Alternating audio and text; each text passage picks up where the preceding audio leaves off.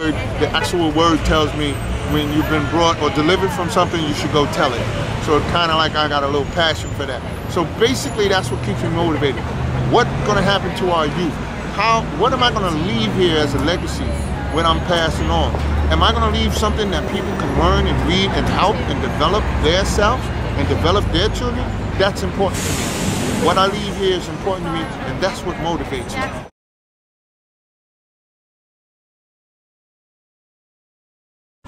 Well, some of my inspirations are actually, Denzel Washington is definitely an inspiration because I actually grew up in the same neighborhood with him in Mount Vernon, New York. I'm originally from New Rochelle, New York, and I do believe that I remember Denzel from when we were younger. I worked with the late Tina Sack from Mount Vernon, who has worked with him. So he's been a strong inspiration to me. A young man by the name of Raymond Barry, actor Raymond J. Barry, 70 years old, a well-known actor in the business, is another inspiration. He was one of my first acting coaches. He lives in LA now, a young white man that's, as I say, 70 years old with a 1-year-old daughter. You go, Ray! But he's done a lot of work, X-Files, and I mean, you can Google Ray and Raymond J. Barry, and you'll see what I'm talking about. He's one of my inspirations, as well as Ozzie Davis and Ruby Dee, of which I know very well because I affectionately call Miss Ruby Moms, and affectionately have called the late Ozzie Davis Dad, because I was best friends with their son Guy Davis when we were young, and 14 and 15 years old. I used to spend weekends over their houses, and I didn't find out until I was in my 20s when I went past the theater and I saw my friend's dad up there with Teddy Savalas and all of these guys, and I said, "Hey, your dad's an actor?" And he was like, "Yeah." I was like, "Wow, I never knew it." So that was a lot of my inspiration. Also, Richard Roundtree, who comes from New Rochelle, has been a great inspiration for me from in the 1970s when he landed the role Chef. So these are some of my inspirations, as well as I'm going to have to say 50 Cent. Curtis Jackson is a great inspiration to me because here's a young man who reached out to me, gave me an opportunity, and when he gave me that opportunity, I expected to see a tyrant type of a guy. Instead, I saw a very humble guy who was listening, who was eager to learn, and figured because he had all of this money that he could still learn, and I thought that was great for him to be that humble and open his doors and learn and move forward and do positive things.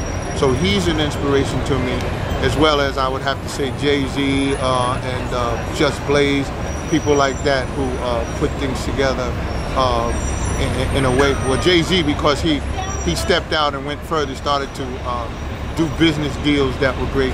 Didn't just stay as a hip-hop artist, but ventured out into other things and took hip-hop to another level. So I'm a very avid hip-hop fan. I go all the way back to the early days, and I like to bridge the gap between the old school, or the true school as we call it, with the new school. So these are some of my inspirations. Well, my plans for 2010 right now is, well, I'm working on a couple of projects. I'm working on a movie called Gunner's Rift. It's about Italians and blacks growing up together, and I have a very good part in that. I actually play a drug dealer who gets killed, by the way. And I have worked on several other projects, The Spirit of Eve with Dan Adams, and I worked on Emery with this young man named Gregory Mills for a college film. My big plan for 2010 is to shop my episodic drama called Just Love Me. It's like, to log it in, I would call it a daytime soap opera, like All My Children, married to a nighttime drama, episodic drama, The Wire. Those two married together. It's a love story with the aspects of the street involvement, because the lead character is a cab driver, which opens the door for all of that street activity, but he's also trying to become an actor. So and then he falls in love with this young lady, one of the ladies that play his lead lady, and he's married. So it's a love story. It's lust versus love. He falls in lust with his wife, but he falls in love with this young lady. So it's an interesting story, and that is my goal for 2010 and beyond, to get this thing situated in a way where a network picks it up. I'm also working with a young man named Harris Hayes, who just recently signed a deal with Bravo on this new TV reality show called How to Make a Superstar. And he's also involved in writing another thing called The World According to Pop-Up Dirty Foots. So he's an avid part of what I'm going to be doing this 2010. We're going to try to stay together, make this Bravo thing work, and move forward and get this play done. So, you know, I'm hoping to be busy in 2010.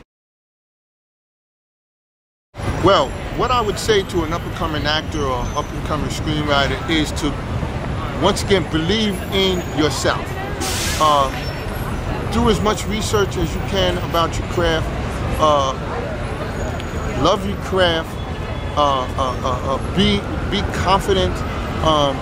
Be encouraged. If there's obstacles in your way, remember that once you pass those obstacles, becomes your destination.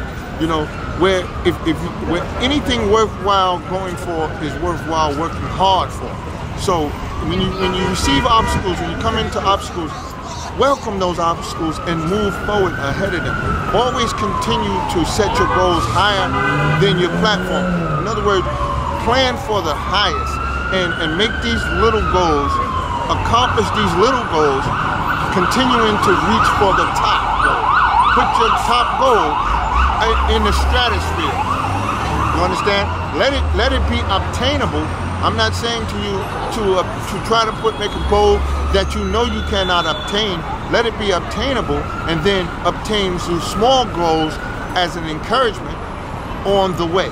Continue to believe in yourself, most of all, and continue to know that you can do anything you put your mind to. That's the advice I would give you. And love yourself and treat people with respect.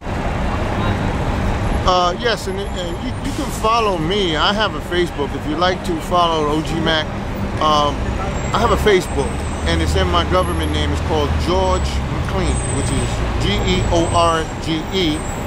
MC capital Lean. That's my Facebook page. And if you can't get it with that, you just put in my email, which is OGMack_GSPOT@yahoo.com.